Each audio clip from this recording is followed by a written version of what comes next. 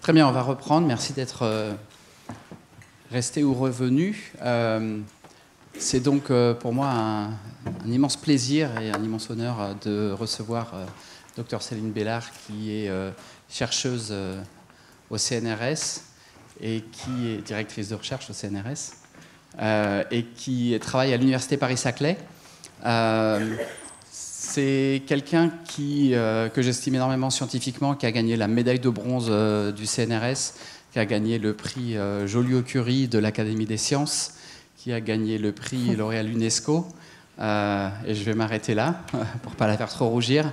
Mais vous avez donc le privilège d'avoir une des forces de la science écologique en France et dans le monde, qui va donc vous présenter un aspect sur l'écologie fonctionnelle des sciences de l'invasion.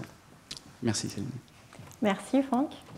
Et ce que Franck ne dit pas également, c'est que en fait, donc Franck était mon directeur de thèse donc en 2010, et que c'est lui qui m'a lancé sur cette thématique des invasions écologiques, et notamment dans le contexte de la macroécologie que je vais vous présenter aujourd'hui. Et donc, on continue à travailler ensemble puisqu'on est dans le même laboratoire. Donc, je ne vais pas vous parler, vous définir les invasions biologiques. Je pense qu'avec l'ensemble des cours auxquels vous avez assisté, vous avez une idée maintenant assez précise de ce que c'est une invasion. Mais je vais vous introduire un peu la notion d'écologie fonctionnelle. Et qu'est-ce que c'est finalement? Donc, l'écologie fonctionnelle, c'est vraiment une discipline au sein de l'écologie qui va au-delà de la simple notion d'espèce. Alors, j'ai déjà mis simple notion d'espèce entre guillemets parce qu'en réalité, la notion d'espèce, elle est loin d'être simple en écologie. Mais pour aujourd'hui, on va dire que c'est relativement simple par rapport à la discipline de l'écologie fonctionnelle. Et ici, si je vous demande tout simplement quelle est la diversité observée, a priori, ce que vous allez faire de manière un peu automatique, c'est compter le nombre d'oiseaux sur cette slide. Et vous allez me dire, il y a 15 espèces. Et donc ça, en fait, la question que j'aurais dû vous poser plus précisément, c'est quelle est la richesse taxonomique observée. Et compter le nombre d'espèces, le nombre d'axons, c'est une façon de mesurer la biodiversité. Et moi, la façon dont j'aborde cette question de biodiversité, c'est pas uniquement avec cette notion d'espèce, parce que comme on peut le voir ici, en fait, on va dire 15 espèces, mais en fait, elles sont toutes très différentes. Et moi, ce qui m'intéresse, c'est d'évaluer et de mesurer cette richesse fonctionnelle. Donc, dans la notion richesse fonctionnelle, on a le terme fonction. Donc, en fait, ce qu'on essaye de savoir, ce qu'on essaye de mesurer, c'est pour ces oiseaux, par exemple, quelle va être leur fonction au sein de l'écosystème. Et donc, pour ça, en fait, ce qu'on va faire, c'est qu'on va mesurer plein de traits, plein de traits écologiques différents. Par exemple, la longueur des ailes. Ça va nous renseigner sur la capacité de mobilité des oiseaux. Est-ce qu'ils peuvent se disperser très loin ou est-ce qu'ils ont une capacité de mobilité très limitée? La taille du bec, ça va nous renseigner sur leur régime alimentaire. Vous vous rappelez les pinsons de Darwin? Selon la taille du bec, la force du bec, on peut savoir est-ce qu'ils sont plutôt granivores, herbivores, insectivores, etc. Et donc, en écologie fonctionnelle, ce qu'on fait, c'est de mesurer plein de traits différents, des traits morphologiques, des caractéristiques écologiques sur les habitats qui vont être utilisés par l'espèce, sur les espèces qui vont être mangées, sur les strates où l'espèce va aller se nourrir ou se cacher, et des caractéristiques qui peuvent être liées aussi à la reproduction. Et donc on va mesurer plein de traits différents sur ces différentes espèces pour essayer de s'approcher de la richesse fonctionnelle. Finalement, qu'est-ce qu'elles représentent ces espèces en termes de traits, en termes de comportement et en termes de fonction au sein de l'écosystème. Et donc par exemple ici, si on s'intéresse à ces deux îles, on a 3 espèces sur chacune de ces deux îles. Donc d'un point de vue de la richesse taxonomique, on pourrait dire que ces îles, elles sont équivalentes. On a 3 espèces sur les deux îles, donc l'une ou l'autre ont la même diversité. Mais quand on regarde justement les caractéristiques de ces espèces, c'est là qu'on voit les différences. Donc ici, j'ai fait un schéma vraiment très simplifié, où on a classé les espèces selon la taille du bec, ici, et selon le nombre d'œufs dans la portée. Et en fait, on a une variété de valeurs de traits pour les différentes espèces qui est assez importante. Pour la première île, on retrouve en fait cet oiseau-là et ceci. Et ça permet de mesurer en fait l'étendue des valeurs de trait pour ce groupe d'espèces. Si on le fait pour la deuxième île, on a une étendue qui est plus grande avec ces espèces-là, notamment en termes de portée du nombre d'œufs.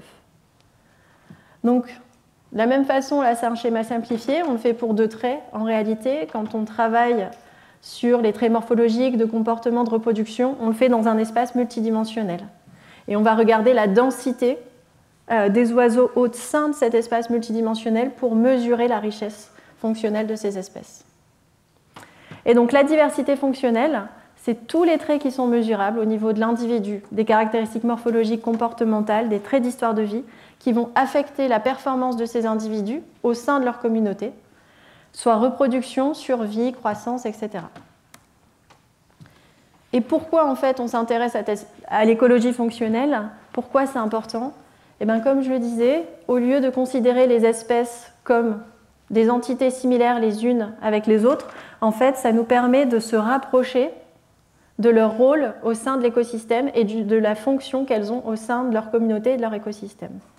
Et donc, par exemple, pour les oiseaux, par exemple, en ayant les traits liés au bec, on peut savoir si elles vont plutôt avoir des fonctions de pollinisation, de dispersion des graines, selon leur régime alimentaire, si ce sont plutôt des top prédateurs, et donc est-ce qu'ils vont offrir des systèmes de régulation de l'ensemble de la communauté. Et donc cette notion de rôle fonctionnel des espèces, c'est en tout cas dans le cas des invasions biologiques, une discipline qui est plus récente et qui est intéressante puisqu'on va pouvoir savoir finalement pas uniquement quelles sont les espèces qui vont disparaître ou qui vont être vulnérables ou qui sont envahissantes, mais aussi quelles sont leurs caractéristiques. Et donc ça fait vraiment suite au travail que Franck a montré sur les fourmis en s'intéressant finalement au profil de ces espèces. Et moi, ce qui m'intéresse tout particulièrement dans le cadre des invasions biologiques, c'est les écosystèmes insulaires. Alors, pourquoi les écosystèmes insulaires? En fait, ces écosystèmes, ils ont été envahis depuis longtemps par les espèces envahissantes. Ce sont des bons systèmes, zones d'études également, et ils ont des particularités qui font qu'ils sont particulièrement vulnérables aux invasions biologiques. Donc déjà, pour contextualiser, les écosystèmes insulaires et les îles de manière générale, on en a plus de 300 000 à l'échelle mondiale et ça représente 6,7% de la superficie terrestre mondiale. Et c'est à peu près 180 000, 200 000 qui font plus d'1 km². On considère que les autres, on va les laisser de côté d'un point de vue de biodiversité, qui sont plutôt des petits rochers ou des petites zones de moins d'1 km². Et donc dans cette surface qui est relativement faible, finalement par rapport au continent, on a une biodiversité qui est remarquable. C'est-à-dire qu'on va avoir une proportion d'espèces beaucoup plus importante sur les écosystèmes insulaires que sur leur équivalent sur les continents. Donc pour 1 hectare sur les continents, on va avoir 15% de plus d'espèces terrestres sur les îles pour ce même hectare. Parce que justement, on a une diversité qui est beaucoup plus importante. Et par ailleurs, cette diversité, ce n'est pas n'importe quelles espèces, ce sont particulièrement des espèces endémiques. Donc les espèces endémiques, c'est des espèces qu'on retrouve nulle part ailleurs. Et de la même façon, pour une espèce endémique sur le continent, on va en avoir 8 fois plus dans les îles. Donc les espèces dans les îles, c'est déjà une surreprésentation de la biodiversité, malgré une surface de 6% de surface terrestre. Et en plus, on a une biodiversité qui est remarquable, avec un nombre d'espèces endémiques extrêmement élevé. Et pourquoi s'intéresser aux écosystèmes insulaires? C'est aussi parce que si on s'intéresse à la crise de la biodiversité, 80% des extinctions recensées aujourd'hui par l'IUCN ont eu lieu dans des écosystèmes insulaires, principalement, par rapport au continent. Et si on regarde les différents groupes taxonomiques qui ont été étudiés, en fait, 95% des extinctions d'oiseaux, donc là je parle d'extinctions qui sont relativement récentes d'un point de vue évolutif, on est sur des périodes depuis 1500, on est à 95% de ces extinctions d'oiseaux qui ont eu lieu sur des îles. 81% pour les reptiles sur les îles, et près de la moitié des amphibiens et des mammifères aujourd'hui éteints depuis 1500 viennent aussi des écosystèmes insulaires.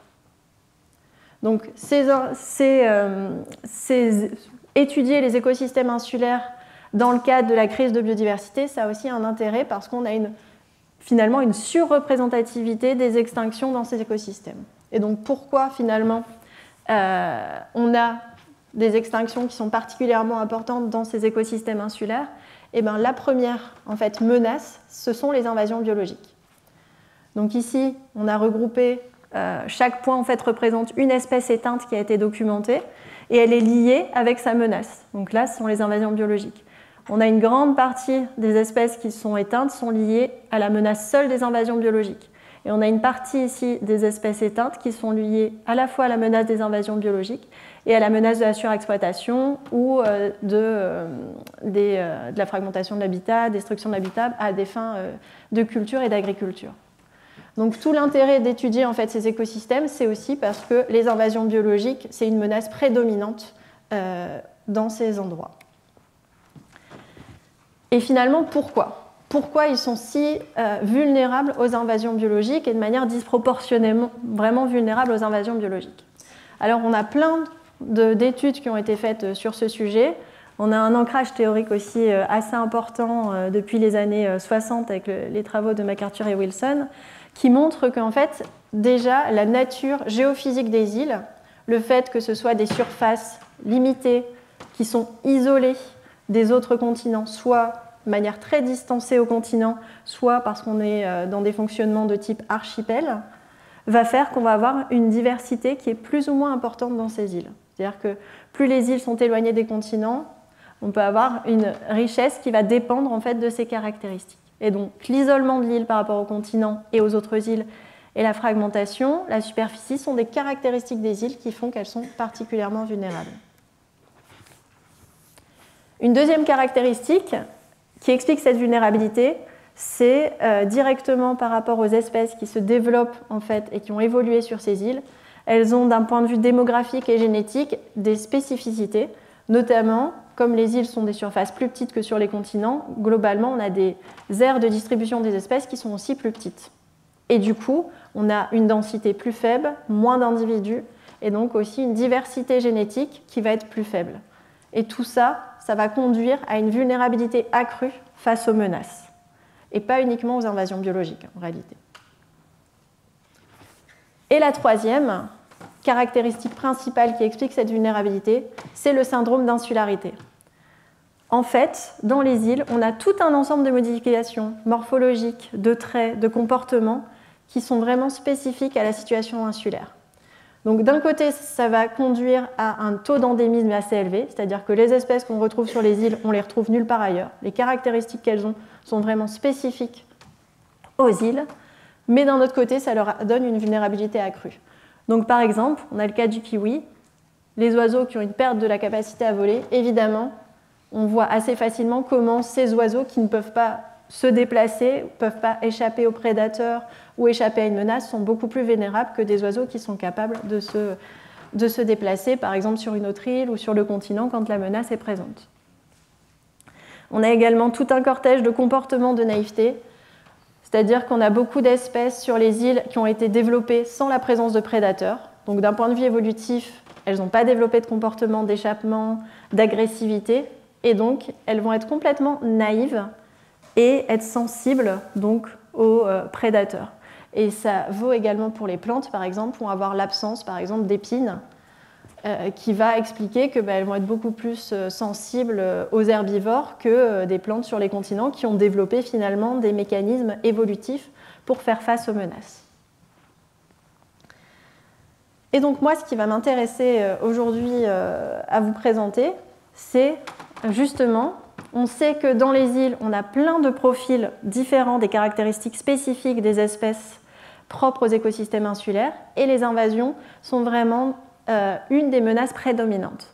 Et donc, ce qu'on a fait dans un premier temps, c'est donc d'étudier les profils écologiques des espèces à la fois qui envahissent, donc le profiling, comme Franck l'a présenté avec les fourmis, quelles sont les espèces qui sont envahissantes, quelles sont leurs caractéristiques, mais également quelles sont les espèces qui sont vulnérables aux invasions biologiques et pourquoi, finalement, pourquoi à l'échelle même de l'espèce, on a ces caractéristiques. Et donc les travaux que je vais vous présenter sont ici de deux thèses principalement, la thèse de Clara Marino et la thèse de Camille Bernery qui a été faite également en co-supervision avec Franck. Donc le postulat théorique par lequel on a commencé, c'est de se dire que le profil écologique des espèces menacées par les invasions biologiques, il est à l'opposé des espèces qui sont vulnérables. C'est ce qu'on appelle le two sides of the same coin hypothesis. D'un côté, on se dit que ce qui rend vulnérable ne rend pas envahissant. Et donc pour ça, on a étudié plein de traits différents. Donc le premier, le trait de la mobilité, par exemple. Donc comme je vous le disais, on a des espèces au sein des écosystèmes insulaires qui ont perdu leur capacité de vol. Donc on a mesuré en différents gradients de la capacité de vol vers des espèces comme la bernache du Canada ici, qui est capable de faire 2400 km en 24 heures. Donc on voit bien la différence, finalement, au sein du même groupe de caractéristiques sur la mobilité. Donc on a regardé le régime alimentaire également, donc pour différents groupes d'oiseaux, et globalement, à la fois des traits morphologiques, géographiques, etc. Et donc d'un côté, on a 450 oiseaux natifs menacés par les invasions biologiques, et de l'autre côté, 400 oiseaux exotiques, pour lesquels on peut faire la distinction des espèces qui sont avec un faible impact, et des espèces qui sont avec un fort impact, ou des espèces qui sont très vulnérables ou moyennement vulnérables. Et l'idée, c'est d'avoir une approche statistique, c'est de regarder dans un espace multidimensionnel quelles sont les caractéristiques associées à ces 4 groupes spécifiques. Tout d'abord, ce qui est intéressant de montrer, c'est qu'effectivement, ici, on peut distinguer les espèces vulnérables des espèces invasives pour le groupe des oiseaux. Et les principales caractéristiques qui ressortent pour expliquer cette différence de profil entre les groupes d'espèces, c'est le profil d'abord géographique. C'est-à-dire qu'ici, par exemple, on a d'abord les espèces qui sont vulnérables, elles viennent effectivement des écosystèmes insulaires. Alors que les espèces envahissantes, elles viennent plutôt des continents.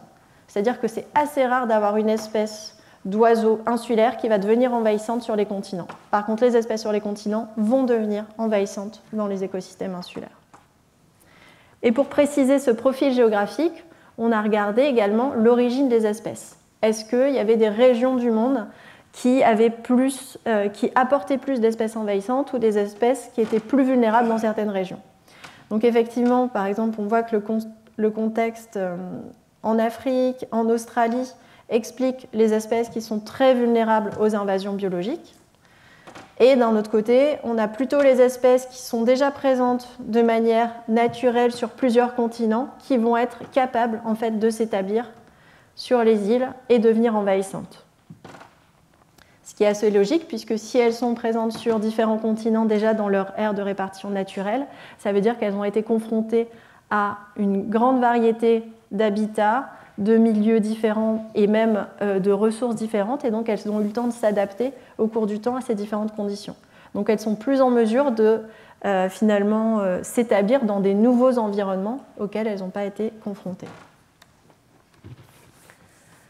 La deuxième caractéristique qui ressort tout particulièrement, c'est la taille de la portée, qui est liée finalement au succès de reproduction de ces espèces.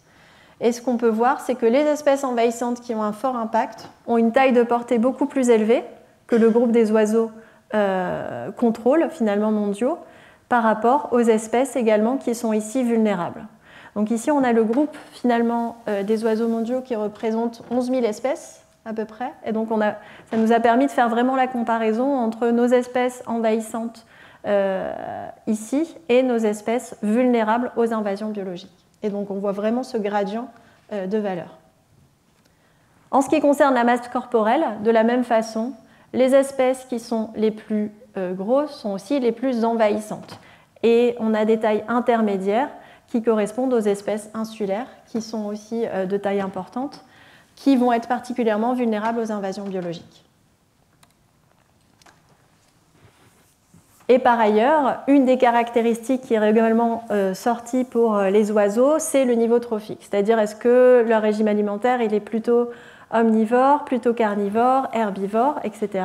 Et ce qu'on a pu montrer, c'est qu'on voit très peu de différence finalement entre le groupe contrôle des oiseaux, des 11 000 oiseaux qu'on connaît.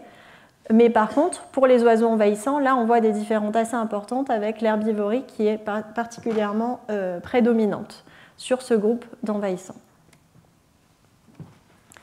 Donc si on fait une conclusion rapide sur ce profil écologique des invasions biologiques pour le cas des oiseaux, on est capable de faire la distinction par rapport au profil géographique, au régime alimentaire, à la taille de la portée, au niveau de spécialisation de l'habitat également, même si je ne vous ai pas montré les résultats. Et on est même capable de faire la distinction entre les espèces qui sont envahissantes mais qui vont avoir un faible ou un fort impact. Par contre, les traits morphologiques ne sont pas révélés comme être vraiment des facteurs prédominants pour expliquer, en tout cas pour le groupe des oiseaux, ce caractère envahissant ou de vulnérabilité. Donc ce qu'on on a continué à faire, c'est d'explorer finalement ces profils sur d'autres groupes taxonomiques. Donc je ne vais pas vous présenter sur tous les groupes taxonomiques, on a fait également sur les amphibiens, les reptiles et les mammifères, mais je voulais vous parler des poissons, qui est un groupe finalement assez différent pour les invasions biologiques. Et donc ces travaux ils ont été menés dans le cadre de la thèse de Camille Bernery. Et donc de la même façon, on a mesuré 13 traits différents liés à la morphologie des poissons, et cette fois, on a regardé uniquement le succès lié aux invasions biologiques. Donc avec des traits liés à l'hydrodynamisme, aux soins parentaux, au positionnement dans la colonne d'eau, etc. Et pour mesurer ce succès des invasions biologiques, on a deux critères différents. Le nombre de bassins, c'est-à-dire que est-ce que l'espèce elle a été capable de s'établir dans un nombre de bassins restreint, 1, 2, 3, 4 bassins, ou est-ce qu'on est à plus de 20, 30, 50 bassins à l'échelle mondiale. Donc ça, c'est un des premiers indicateurs. Le deuxième indicateur, c'est est-ce que l'espèce est capable de s'établir en dehors de son aire géographique d'origine. Donc si on a une espèce qui est d'origine en Amérique du Sud, est-ce qu'elle est capable est-ce qu'on va la retrouver en Afrique ou en Europe, ou finalement, est-ce que les zones de bassins envahis vont rester en Amérique du Sud? Donc ça, c'est les deux critères qu'on a utilisés pour le succès d'établissement. Et donc ici, vous avez une représentation qui a été réduite à 2 dimensions de l'espace multidimensionnel pour les poissons. Et on va s'intéresser à 2 traits en particulier qui vont ressortir tout particulièrement chez les poissons. Le premier, c'est ce trait-là, l'amplitude de température, qui est un des facteurs prédominants pour les poissons pour expliquer leur capacité à s'établir en dehors de leur aire d'origine. Donc en fait, l'amplitude de température, on la mesure par rapport à la température dans les bassins où elle est déjà établie dans sa zone naturelle. Et la question, c'est est-ce que ça, c'est un bon indicateur pour savoir est-ce qu'elle va être capable de s'établir ailleurs? Et la réponse est oui. C'est-à-dire que quand on a une gamme de température déjà élevée dans l'aire d'origine, l'espèce, elle sera plus à même de s'établir en dehors de son aire d'origine. Et donc ça, c'est intéressant parce que c'est un critère qui est finalement assez simple à mesurer. Et ça veut dire que même avec des critères assez simples à mesurer, on peut prédire les prochaines espèces envahissantes. Le deuxième critère qui était plus étonnant, c'est les soins parentaux chez les poissons. Donc chez les poissons, on a un gradient de soins parentaux qui vont de aucun soin parentaux pour les juvéniles, vers des soins parentaux où là on a de la territorialité par rapport à garder le nid ou pas et avoir un comportement agressif par rapport aux autres espèces qui s'approchent du nid, et où à l'autre opposé du gradient, on a des soins parentaux liés au fait que les œufs sont gardés sur une partie du corps du poisson. Et donc ce qu'on voit, c'est que les poissons qui ont des soins parentaux élevés et sophistiqués vont plutôt être des espèces qui vont être capables de s'établir également plus facilement dans d'autres environnements. Et donc ça, on a 2 raisons. La première, c'est que le taux de survie, il est plus élevé. Finalement, ce n'est pas la quantité de juvéniles qui va être produit qui va être important, mais vraiment le soin apporté aux juvéniles pour assurer leur survie dans des nouveaux environnements. Et c'est ça qui va compter. Et la deuxième raison qui explique que ces soins parentaux ressortent comme une des caractéristiques principales, c'est que les espèces de poissons qui vont être introduites par l'homme, en fait, elles sont aussi sélectionnées parce que les juvéniles, ils se reproduisent facilement et on a des taux de reproduction qui sont assurés par ce comportement. Et donc, finalement, nous, pour l'aquariophilie, c'est plutôt ce type d'espèce qui va être sélectionné. Donc, on a déjà un filtre, pas uniquement écologique, mais également un filtre humain de quelle espèce nous on sélectionne qui vont ensuite être introduites, même si ce n'est pas de manière volontaire. Et donc, je ne vous ai pas présenté toutes les caractéristiques qu'on a étudiées, mais globalement, ce qui explique le succès, c'est plutôt les grandes tailles de poissons, des poissons qui vont avoir un hydrodynamisme élevé, avec un régime alimentaire beaucoup plus varié, évidemment, puisque ce sont des espèces qui sont en général généralistes, plus opportunistes, avec un niveau de soins parentaux également élevé et une plus grande amplitude de température dans leur bassin natif. Alors la conclusion de ça, c'est qu'on sait que certains traits sont sélectionnés par l'homme déjà en amont, mais également écologiquement, qui vont expliquer l'établissement de ces espèces, qui vont devenir envahissantes. Et donc elles vont arriver finalement, ces espèces, sur les îles avec certains profils. Ce n'est pas un échantillon aléatoire d'espèces qui vont arriver sur les îles pour expliquer le succès. Et d'un autre côté, pour les espèces qui sont vulnérables, on a certains traits, certaines caractéristiques liées au contexte insulaire qui vont expliquer que certaines espèces vont être plus vulnérables. Donc ce n'est pas uniquement le nombre d'espèces au final qui va changer dans les îles, mais toute la diversité des traits qui sont représentés par ces espèces. C'est-à-dire que on ne va pas, sur une île donnée, on pourrait estimer que lorsque les invasions biologiques, on a beaucoup d'espèces qui sont introduites, ça va augmenter localement la diversité locale. Mais en réalité, ce n'est pas uniquement le nombre d'espèces qui va changer, c'est toutes leurs caractéristiques et du coup tout le fonctionnement derrière des écosystèmes. Et donc ce qu'on a fait par la suite, c'est d'essayer d'établir des scénarios d'extinction de cette diversité fonctionnelle en raison des invasions biologiques. Ce qu'on voulait voir, c'est pas uniquement combien d'espèces pourraient disparaître à l'avenir en raison des invasions, mais quels seraient leurs profils et les conséquences pour les écosystèmes. Donc pour ça, on a utilisé la liste rouge de l'UICN, qui recense pour près de 10 000 espèces d'oiseaux leur risque d'extinction aujourd'hui.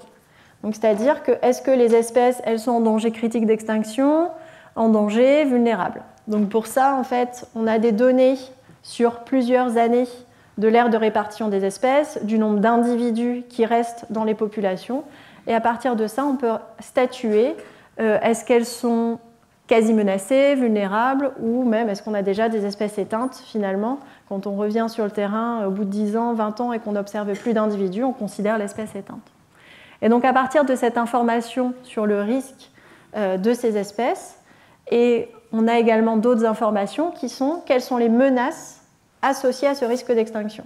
Est-ce que ce sont les invasions biologiques qui sont les principales menaces pour expliquer ce risque? Est-ce que ce sont d'autres types de menaces? Donc on a utilisé toutes ces informations et on a identifié plus de 8000 espèces pour lesquelles on pouvait donc avoir ces informations à la fois sur leurs traits et à la fois sur leur risque d'extinction, et 499 espèces qui sont menacées par les invasions biologiques d'extinction d'ici à 2050. Donc, ce qui veut dire que dans 50 ans, en utilisant ces données de la liste UICN, on estime que 6% de la richesse taxonomique des oiseaux menacés d'extinction par les invasions biologiques. Donc, c'est 6% de ce groupe qui pourrait disparaître en raison des invasions biologiques. Donc, on pourrait se dire, finalement, ce n'est pas une menace qui est très importante d'un point de vue quantitatif si plus de 90% du nombre d'oiseaux restent sans s'intéresser aux invasions biologiques. En réalité, quand on regarde justement les caractéristiques de ces espèces, leurs traits, leur comportement, ces 6% deviennent 27% de la richesse fonctionnelle de ce groupe. Et donc c'est là où ça devient important parce qu'on ne s'intéresse pas uniquement au nombre d'espèces, mais à ce qu'elles représentent en termes de fonction.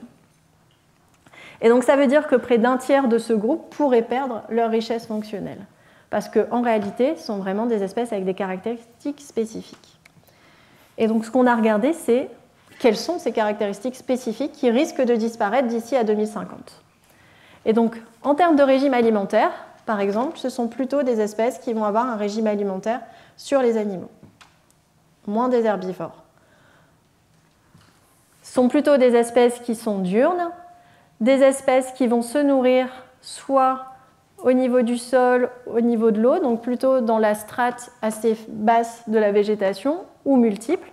Ce sont des espèces qui vont être spécialistes de 1, 2, 3 habitats, donc peu d'espèces généralistes, et des espèces qui sont plutôt en termes de masse corporelle assez élevée. Et donc ça, c'est intéressant parce que ça montre que les espèces que l'on va perdre, c'est des espèces qui ont des caractéristiques spécifiques, qui sont spécialistes des habitats, spécialistes en termes de régime alimentaire également. Et donc, quand on n'a qu'une seule espèce dans une île qui remplit la fonction de se nourrir de telles plantes pour assurer sa pollinisation, eh bien, ça veut dire que si elle disparaît, la pollinisation disparaît également.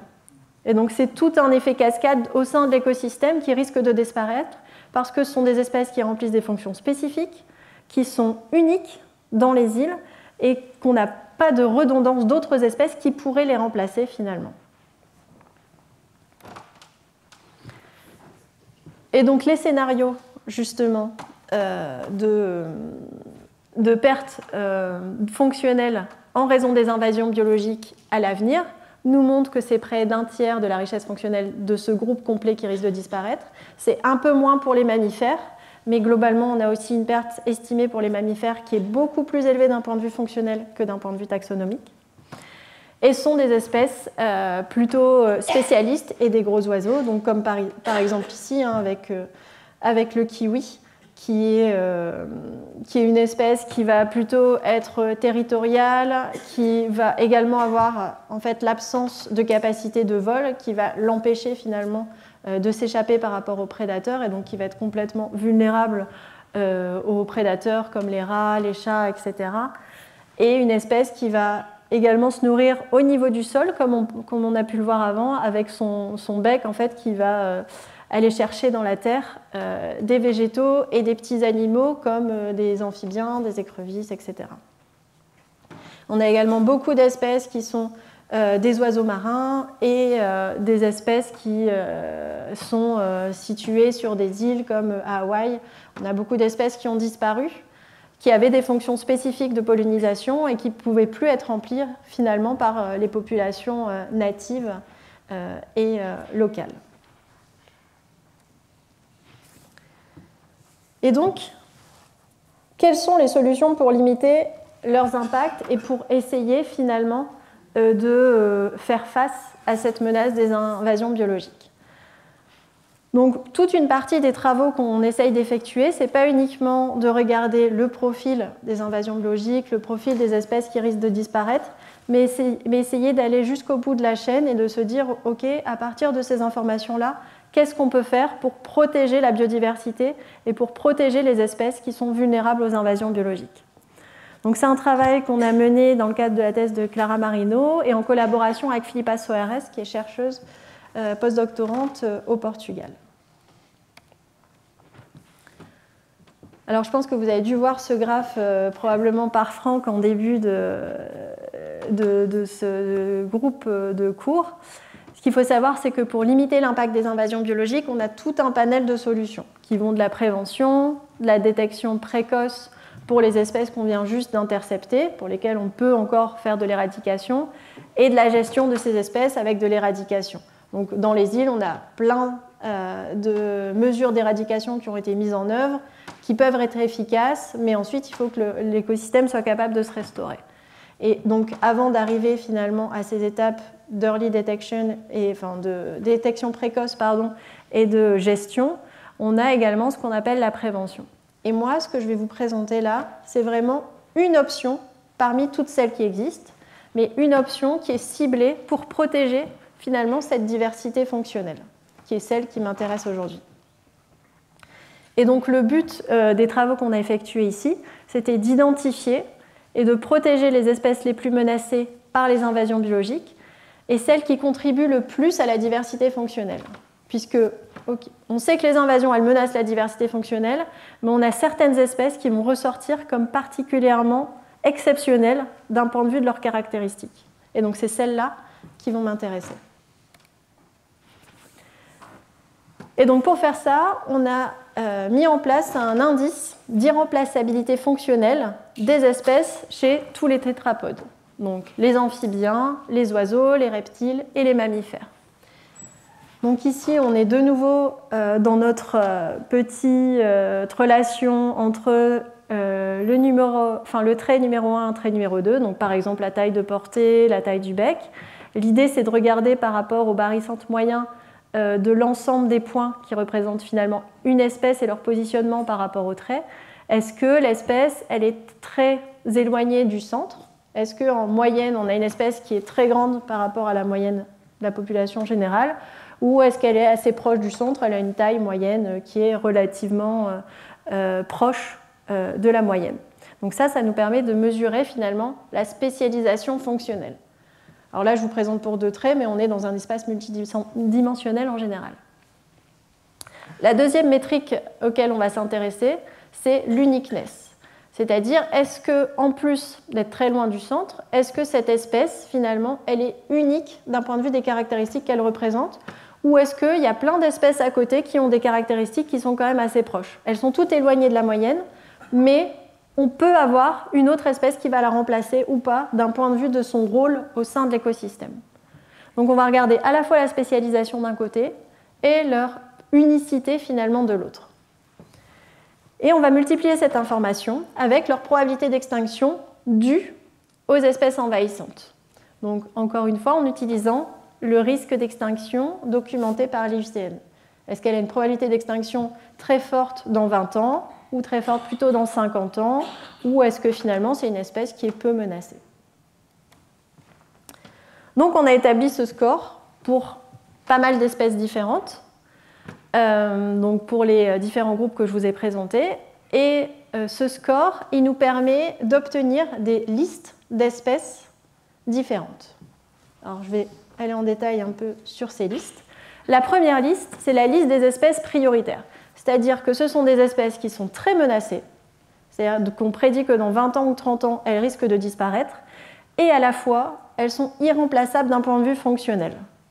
Donc, c'est-à-dire que si elles disparaissent, leur fonction au sein de l'écosystème disparaît également pendant 20 ans. Elles ne pourront plus remplir leur rôle de top régulateur ou leur rôle de pollinisation ou de dispersion des graines, alors que personne d'autre peut les remplacer au sein de l'écosystème. La deuxième liste, c'est la liste des espèces potentiellement prioritaires, où là, on a également un risque d'extinction élevé prédit dans 50 ans, mais ce ne sont pas les espèces les plus exceptionnelles d'un point de vue fonctionnel. En gros, elles sont entre les 50 et 80% les plus exceptionnelles. Donc elles sont au-dessus de la moyenne, mais elles ne font pas partie du top entre 80% et 100% des plus exceptionnelles. Et on a également 2 autres listes. D'un côté, les espèces où on sait qu'elles ne sont pas menacées aujourd'hui. Leurs effectifs sont encore de bonne taille, leur aire de répartition n'a pas encore subi de diminution trop importante en raison de la fragmentation de l'habitat ou de la pollution, etc. Mais elles sont exceptionnelles d'un point de vue de la diversité fonctionnelle qu'elles représentent. Donc ça veut dire que ces espèces, elles sont à surveiller, car si leur effectif diminue, en termes d'aire de répartition du nombre d'individus, elles risquent de devenir dans cette liste prioritaire. Et enfin, ici, on a une liste d'espèces pour lesquelles on a des données manquantes sur leur risque d'extinction, mais qui sont exceptionnelles. C'est-à-dire que souvent, ce sont des espèces qui sont très difficiles d'accès, des espèces endémiques sur une montagne, par exemple, dans une île, où finalement, on n'a pas assez de moyens logistiques et humains pour aller comptabiliser leur population. Et donc on a tout un cortège d'espèces comme ça où on a des données manquantes, mais on connaît quand même, on sait qu'elles sont exceptionnelles d'un point de vue de diversité, mais on ne sait pas leurs effectifs. Est-ce qu'ils sont dans un bon état ou dans un mauvais état aujourd'hui? Donc on a fait cet établissement de liste pour les 4 groupes, les amphibiens, les oiseaux, les reptiles et les mammifères, et on a pu établir donc des liste des espèces prioritaires. Ce qu'on peut voir, c'est que ça concerne principalement les amphibiens, suivis par les oiseaux, les reptiles et les mammifères, qui donc ont un nombre assez important d'espèces qui sont concernées par à la fois menacées d'extinction et à la fois exceptionnelles d'un point de vue de la diversité qu'elles représentent. On a pu également établir des listes des espèces à surveiller et des listes d'espèces potentiellement prioritaires. Ce qu'on a regardé ensuite, c'est où ces espèces, finalement, se retrouvent dans l'espace géographique. Et donc ça, c'est important parce qu'aujourd'hui, une grande partie des mesures de conservation qui sont effectuées à l'échelle mondiale, elles se font par rapport au site. C'est-à-dire qu'on définit des zones prioritaires à protéger. Et donc de savoir où les espèces menacées se situent, ça permet de mieux cibler les zones où on va développer des parcs nationaux, où on va développer des aires protégées. Et ce qu'on peut voir, c'est qu'on a des différences assez importantes, par exemple avec le groupe des oiseaux, qui ont des aires de répartition beaucoup plus vastes, mais également on peut voir en fait les îles ici qui ressortent pour le groupe des oiseaux et tout ce qui est ici sur les côtes. C'est-à-dire qu'on a des oiseaux marins qui sont particulièrement exceptionnels d'un point de vue fonctionnel et menacés par les invasions biologiques. Pour les amphibiens, on a plutôt les Caraïbes qui ressortent, mais également Madagascar. Pour les lézards, on a également la Nouvelle-Zélande, une partie des Caraïbes. Et pour les mammifères, on a l'Afrique évidemment qui ressort et une partie de l'Australie également. Donc ça permet également de mettre en évidence que quand on étudie la menace des invasions biologiques et les espèces qui vont être vulnérables à cette menace, c'est difficile en fait de considérer l'ensemble des groupes ensemble puisqu'on va avoir des réponses très différentes de quelles sont les zones menacées si on s'intéresse aux oiseaux, aux lézards ou aux mammifères. Et si on regarde par exemple ici le groupe des oiseaux et les espèces qui sont à protéger en priorité, parce que ce sont les espèces qui risquent de disparaître en premier en raison des invasions biologiques, on a par exemple dans le top 1 le kakapo ou le perroquet hibou, donc qui est une espèce qui est endémique également de Nouvelle-Zélande, qui fait plus de 60 cm, donc c'est plutôt une grande espèce, et qui est une espèce dont les caractéristiques aussi sont particulièrement uniques, puisque c'est le seul perroquet non volant qui existe au monde, le plus lourd, et dont la longévité également est le record, puisqu'on est en moyenne à 95 années de longévité, et on a des individus qui vont jusqu'à 120 ans. Donc c'est là où on voit aussi l'intérêt d'avoir ces espèces qui sont uniques fonctionnellement, de les mettre en évidence, parce que en fait, quand on perd ces espèces, on perd tout un cortège de molécules aussi issues de ces espèces et d'études de ces espèces auxquelles on n'a plus accès. Et comme vous le savez, une grande partie, par exemple, de la biodiversité nous sert de source également pour découvrir des nouvelles molécules pour les médicaments. Quand on perd ces espèces, on perd potentiellement en fait, des médicaments futurs. Et notamment quand on a des espèces dont la longévité est aussi importante, de ne pas pouvoir les étudier, d'étudier leur physiologie, c'est tout un manque d'informations qu'on n'aura plus. Et donc, ce qu'il faut savoir, c'est que ce que je vous ai montré, c'était l'établissement de ces listes prioritaires à l'échelle mondiale.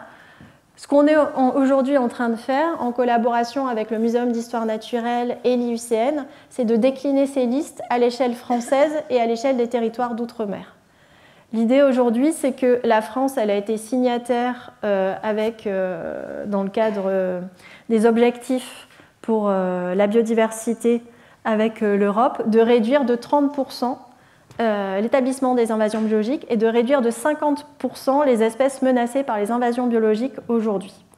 Et donc dans le cadre de ces objectifs, identifier ces espèces qui sont menacées, où elles se trouvent et lesquelles elles sont, va permettre justement de réussir ou d'essayer d'atteindre ces objectifs. Et donc c'est pour ça qu'on travaille en collaboration avec le Muséum, qui est aujourd'hui en train d'essayer d'établir ces listes justement à l'échelle française. Et également, ce que je voulais dire, c'est que moi, je vous ai parlé évidemment principalement des invasions biologiques, tout comme les cours de Franck, mais il faut avoir une approche qui est intégrative de la crise de la biodiversité, puisque les invasions biologiques, ce n'est pas la seule menace qui pose sur les écosystèmes insulaires et de manière générale. Donc ici, je vous ai représenté les espèces. Chaque petit point, c'est une espèce au sein des écosystèmes insulaires. Et je ne sais pas si vous vous souvenez, tout à l'heure, on voyait vraiment cette distinction où les invasions biologiques, c'était la principale menace qui avait expliqué les extinctions. Là, quand on regarde aujourd'hui les espèces qui sont menacées, en fait, on a multiplié les menaces. L'homme, par la pollution, par le développement de l'agriculture, par le tourisme, a multiplié les menaces qui pèsent sur les espèces. On est à peu près à 3 menaces par espèce en moyenne dans les îles. Et donc, on peut difficilement s'attaquer aux invasions biologiques sans non plus regarder les autres menaces auxquelles font face les espèces. C'est tout un cortège en fait, d'interactions qu'il faut considérer. Et donc, on doit se placer à une échelle spatiale un peu plus haute, d'où l'intérêt de la macroécologie, de regarder finalement ce qui se passe à l'échelle de la diversité à grande échelle. Et également, en fait, dans le temps, moi, je vous ai parlé principalement des extinctions et du risque d'extinction aujourd'hui et finalement à des temps très contemporains, on est à 1500, mais si on repart un peu dans le temps, en fait, les vagues d'extinction qui ont eu lieu en raison de la surexploitation des espèces, de l'agriculture et les invasions, puis le changement climatique qui arrive aujourd'hui, qui est d'ailleurs responsable de sa première extinction d'espèces recensées, montre qu'on fait face à une multitude de pressions qui ont augmenté au fur et à mesure du temps pour l'ensemble de ces espèces. Donc des espèces qui n'étaient peut-être pas sensibles aux invasions biologiques, mais du fait d'avoir été soumises à d'autres perturbations et stressées, ont des effectifs qui sont déjà plus affaiblis et donc qui vont être moins en mesure de répondre également à la pression des invasions biologiques. Voilà. Et donc je voudrais également du coup, remercier l'ensemble des collaborateurs qui ont permis de vous présenter également ce travail, l'équipe Biome dans laquelle je travaille et évidemment Franck pour m'avoir invité à donner cette présentation aujourd'hui. Et si vous êtes intéressé par les différentes études que je vous ai montrées aujourd'hui, vous avez les liens ici sur HAL qui sont des liens ouverts, qui sont les 4 grands travaux dont j'ai parlé pendant cette dernière petite heure. Voilà. Merci.